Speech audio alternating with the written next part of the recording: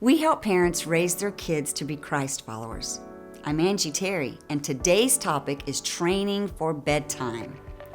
This series of tips is on training your preschooler.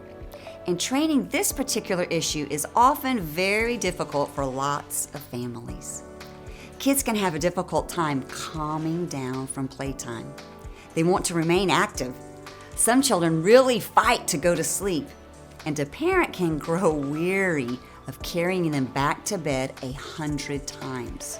So we're going to talk today about training for bedtime. Now, there's a lot of methods and approaches people use for this. Some people use melatonin drops. Some people just continue to carry their child back to bed with relentless resolve. But what we're going to do in bedtime training is to use the method your children are used to in Family Vision. We will use the biblical method of training. We live the value, train the value, discipline the value. Since you already go to bed when you are supposed to, we've got the live the value down pat.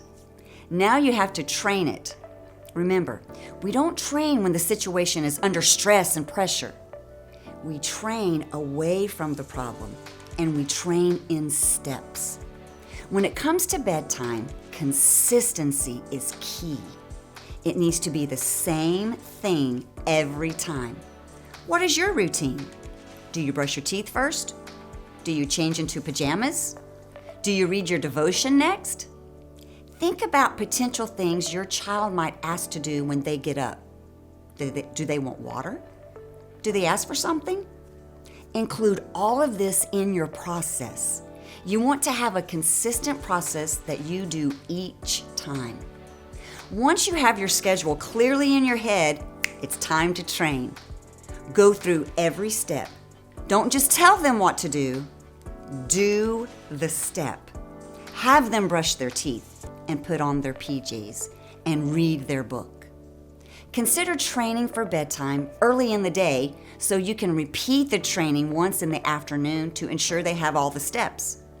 Make sure your child understands after the last training session that you have trained it and set the expectations. Now you will be disciplining for your training. Make sure they understand that when you put them in bed, you expect them to close their eyes and go to sleep. Now that it is trained, we will discipline for the training. You could say something like, God expects me to train you, and He expects me to discipline you to do what I trained you to do.